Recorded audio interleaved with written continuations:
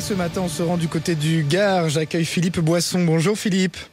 Bonjour à tout le monde. Comment ça va ce matin Philippe? Eh bien, impeccable. Hein. La journée a commencé, oui. Oui, bien sûr. Vous êtes levé depuis combien de temps Philippe? Ah, ça fait une bonne demi-heure déjà. Une demi-heure. Alors vous êtes producteur d'oignons doux du côté du Gard. Vous êtes même président de la coopérative Origines Cévennes. Alors vous, c'est vrai qu'on a parlé énormément de cette grogne des agriculteurs, de la concurrence venue de l'étranger. Hier, je recevais un apiculteur qui nous parlait notamment du miel d'Ukraine. Il avait du mal à vendre son miel. Vous, Philippe, vous avez une concurrence des oignons venus des Pays-Bas. Est-ce qu'aujourd'hui, cette concurrence, elle est compliquée? Est-ce que vous avez du mal à vendre vos productions? Alors bon, nous on a un produit AOP, l'oignon doux des Cévennes est un produit reconnu en AOP, c'est un des rares oignons en France à être en AOP. Appellation d'origine protégée, je le rappelle. Voilà, donc qui nous protège quand même, qui nous protège énormément, qui est très important et qui a fait depuis qu'on l'a vraiment un produit reconnu au niveau national par beaucoup de gens, beaucoup de grossistes sur EJ, sur les GMS et ici voilà on a un produit reconnu. Après la concurrence elle est là, c'est à nous d'avoir un produit qui est vraiment au top et qui se démarque au niveau de la qualité du produit.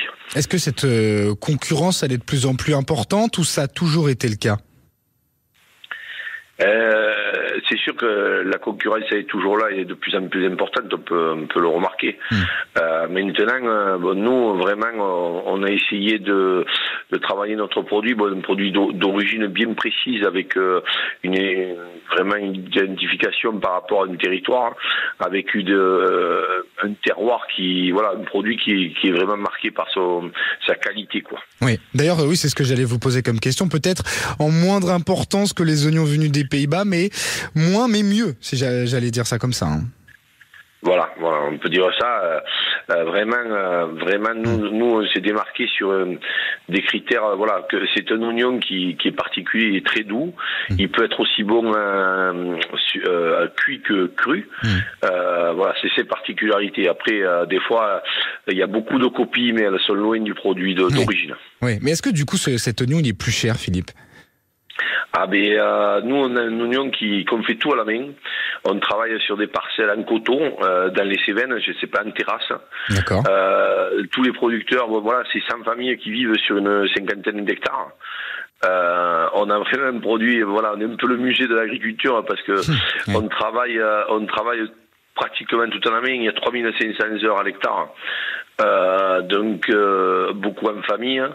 Ça reste des petits producteurs, le plus gros producteur a un peu plus de 2 hectares.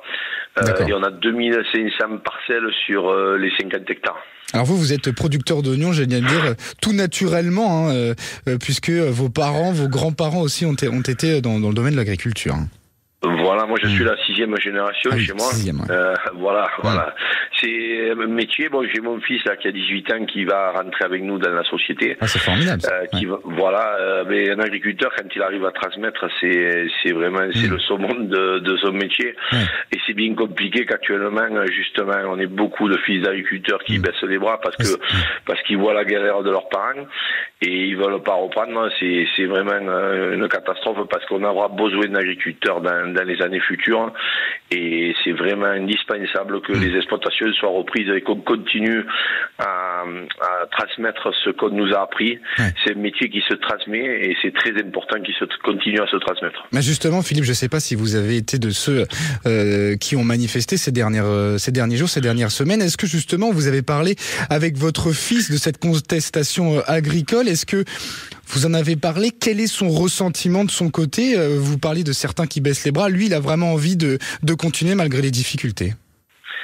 Eh bien, moi, je dirais que dans l'éducation des enfants d'agriculteurs, ils sont souvent, très souvent, il n'y a pas de filtre.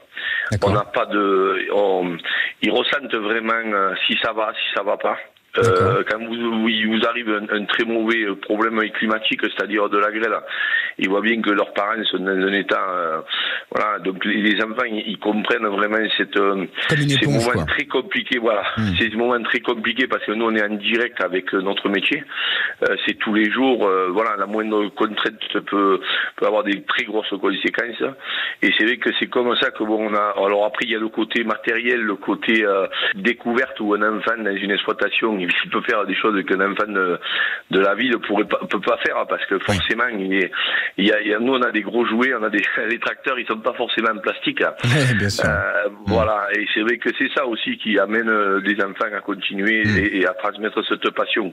En espérant effectivement que Philippe, vous soyez de ceux qui arrivent justement à transmettre à cette nouvelle génération ce goût de la terre, du terroir. Évidemment, on vous soutient et on vous a donné beaucoup la parole d'ailleurs les agriculteurs sur Sud Radio. Merci beaucoup Philippe Boisson et bonne journée, bon courage à vous. Au revoir et à bientôt évidemment sur Sud Radio. Allez, 5h57. Dans un instant, on va se retrouver avec l'horoscope. On fera un point sur la météo avec le nord de la France cette fois-ci, qui est touché encore par des inondations. Et puis on parlera de l'actualité avec le journal de Laurie Leclerc à 6h.